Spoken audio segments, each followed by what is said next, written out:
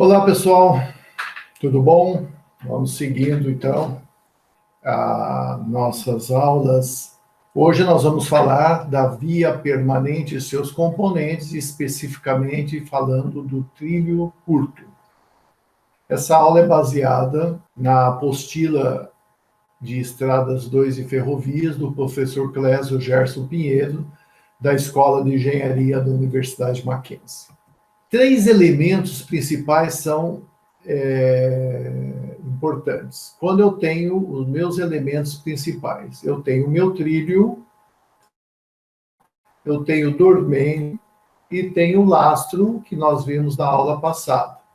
Então, eu tenho a placa de apoio, as talas, parafusos e os retensores. Esses elementos são aplicados de tal forma que permita suas substituições quando o desgaste atingir o limite de tolerância. Vamos fazer um pequeno histórico da via permanente e seus componentes. Inicialmente, as carroças trafegavam sob troncos de árvores. Então, aqui, ó, nós temos o tronco de árvore, mostrando para vocês. Aqui eu tenho a roda da carroça, e elas trafegavam sobre tronco de árvores. Com o passar do tempo, esses trilhos foram construídos na década de 1758. Os trilhos eram de madeira. Então, nessa foto, a gente consegue observar os trilhos de madeira e uma carroça carregando esse material. E eu tinha trilho de madeira. A partir de 1760, foram incorporados cinta de ferro dos trilhos de madeira. Olha que interessante. Eu tinha o trilho de madeira e eu tinha uma cinta de ferro em cima. Vai passando-se o tempo, tá? Então, aqui está um trilho de madeira com a cinta de ferro. Aqui, passado o tempo, foram construídos os primeiros trilhos em ferro fundido. Então, aqui eu tenho o trilho em ferro fundido. Eu observo o formato dele. Se a gente olhar aqui, ó, vocês vão ver o formato dele, parecia uma barriga de peixe. Vai evoluindo, e nós temos a evolução do trilho, e ele vai ficando bem mais próximo do que nós temos hoje. Paralelo simples, e agora esse daqui, que é o bem mais próximo do que nós temos hoje. Hoje, nós temos esse tipo de trilho, onde na parte superior eu tenho o boleto, aqui eu tenho a alma, e embaixo eu tenho para fixação o patim. O comprimento das bases, a Companhia Siderúrgica fornece trilhos laminados que variam de 10 até 30 metros de comprimento. Então, eu tenho trilhos de 10 até 30 metros. O trilho é caracterizado pelo seu peso por metro linear. Então, quando eu falo que um trilho tem 30, é o TR-57, é que ele pesa 57 quilos por metro. Então, aqui está a classe dos trilhos. Então, eu tenho o TR-25, o TR-32, o 37, a partir daqui já temos mais uso, mas a gente fica mais nessa região de 50 a 57. A, B, C e D são as dimensões, dado em milímetros aqui no caso. O processo de fabricação, fundição, laminação com desbastes, passagem de bloco e cortes. As características do trilho, ele tem uma composição química formada de carbônio, manganês, silício, fósforo máximo e enxofre máximo, onde eu tenho aqui, desse lado, algumas porcentagens, a faixa de porcentagem para a composição do trilho. As características, ele tem como resistência, alta resistência à tração, variando de 70 a 110 quilos por milímetro quadrado. ele tem uma dureza de 240 Brinell, os ensaios de recebimento, dimensões e peso, tração, choque, ensaio de dureza e macrográfico e alguns defeitos de fabricação, de desgastes e de uso. Os trilhos em barras curtas, eles são de 10, 12 ou 18 metros, são sentados e ligados por talas de junção devidamente aparafusadas. Essas conexões entre as duas barras chama-se junta. Devido à variação de temperatura, sofre variação de comprimento, que deve ser absorvida pelas folgas das juntas. Então, vamos pegar a situação 1. Eu vou fazer o assentamento desse trilho na temperatura P0. Vou adotar uma folga A0 e a barra tem um comprimento L. Então, está aqui o trilho com comprimento L e a folga A0, tá? Então, aqui está um trilho, aqui está outra folga. Na situação 2, a temperatura se eleva de T0 para T. Haverá uma dilatação do trilho. Então, essa folga inicial A0, ela vai passar a ser uma folga A. Então, o trilho vai se dilatar. Delta L, a dilatação, é L vezes alfa vezes a variação de temperatura, onde alfa é o coeficiente de dilatação térmica do aço, que é igual de 11 a 12 vezes 10 a menos 6 por centímetros, por graus de temperatura. A situação, em seguida, eu vou ter, então, A0 menos A equivale a isso daqui. Então, eu tenho para a temperatura 0, que está aqui, a temperatura inicial de assentamento, eu tinha uma abertura A0. Conforme a temperatura aumentou, então ela aumenta nesse sentido, a temperatura, eu tenho o quê? Uma temperatura T. Quando eu tenho essa temperatura T, eu tenho uma abertura A.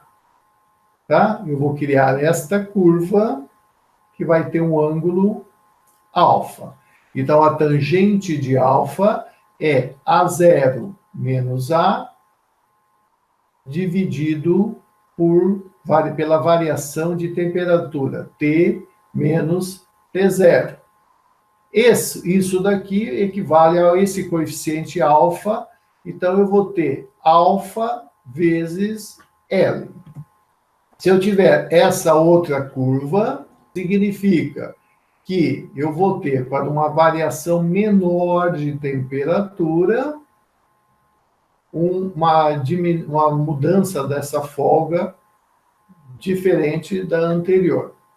Então, vamos lá. Pelo gráfico, verifica-se que L' é maior do que L, ou seja, esse ângulo é maior do que esse. Entretanto, as folgas das juntas são limitadas. Em geral, sua amplitude se limita a alguns milímetros, função da diferença de diâmetro dos parafusos e dos ajustes de junta. Assim sendo, observe o seguinte: inicialmente, eu tinha essa situação. Observa que essa legenda mostra esse item como sendo a seção do fuste.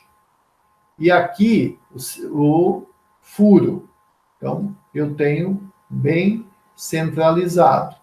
Quando eu tenho um aumento de temperatura, eu tenho uma dilatação, eu vou ter uma diminuição nesse A, chegando num A mínimo. Olha o que acontece. O parafuso está aqui, é o fuste do parafuso, o trilho vai bater nessa lateral aqui. Se eu tenho uma temperatura menor da época de assentamento, vai acontecer o contrário. Então, eu tenho uma folga mínima e uma folga máxima. Ficou claro isso? Assentei o meu trilho na temperatura 0. Esquentou, vamos fazer de uma forma simplificada. A barra vai diminuir a folga, vai acontecer isso. Esfriou, eu vou ter a folga máxima desse trilho. As distâncias L e L0 entre os parafusos são variáveis devido às talas de junção. Conforme o valor do comprimento da barra, que é esse comprimento L, e das máximas e mínimas temperaturas atingíveis pelo trilho numa dada região, pode ocorrer que a amplitude de variação de abertura da junta permaneça dentro do intervalo A máximo, A mínimo, folga máxima e folga mínima. Isto é, as variações de comprimento das barras sejam absorvidas pelas folgas. Então, eu tenho aqui um gráfico onde eu tenho a folga máxima e eu tenho a folga mínima. Mas os limites de variação das folgas são estritos da função do tipo de tala de junção dos parafusos que foi adotado. Como a ordem de grandeza dessa variação é de meia polegada, isto é, decorre da diferença de 1/4 de polegada entre os diâmetros do furo da alma e do trilho e do fuste do parafuso. Com a variação de temperatura máxima e mínima, calcula-se o comprimento L da barra. Então, qual que é o nosso objetivo? Calcular qual é o comprimento que a barra é considerada como uma barra curta, em função dessas informações que eu tenho ali. Isso evita esforços de cisalhamento nos parafusos e nem esforço de compressão entre as barras. Vamos fazer um exemplo. Considerando que a temperatura máxima do trilho é 60 graus e a temperatura mínima do trilho é 0 graus, eu tenho que o A mínimo é o A máximo menos L alfa delta T. Portanto, o L vai ser A máximo menos A mínimo dividido pelo alfa vezes delta T. Então, eu tenho isso. Considerando que as folgas usuais entre os fustes, o parafuso e o orifício da alma do trilho seja igual a 6,5 milímetros, essa diferença entre A máximo e A mínimo é de 13 milímetros, 2 vezes 1/4. Considerando esse coeficiente alfa, eu vou fazer uma conta, trabalho aqui em metros, tá? 0,013 milímetros, o alfa, 12 vezes 10 a menos 6, variação de temperatura, essa diferença entre a máxima e a mínima, eu vou ter que o L máximo é de 18 metros. Com a temperatura do trilho no dia do acendimento não é a desejável, mas sim a que se mede na hora de se executar o serviço, e considerando que o trilho esteja na temperatura máxima e a folga de assentamento igual a 0, eu vou ter A é igual a 0 menos L alfa delta T, onde A0 é igual a L alfa T máximo menos T. Então, A0 é a folga deixada na hora do assentamento. Alfa, 12 vezes 10 a menos 6, dividido por graus Celsius. T máximo, 60 graus, e T é a temperatura na hora do assentamento. Se eu substituir isso daqui, eu vou ter que se a temperatura no assentamento for de 32 graus, eu vou substituir nesta fórmula, eu tenho que deixar uma folga inicial de 6 milímetros. Se a temperatura for de 18 graus, entrando na fórmula, eu vou ter que deixar 9 milímetros de folga. Então, observe que conforme a temperatura no horário de assentamento, eu vou trabalhar para esse trilho, eu vou trabalhar com a folga no assentamento. Tá bom?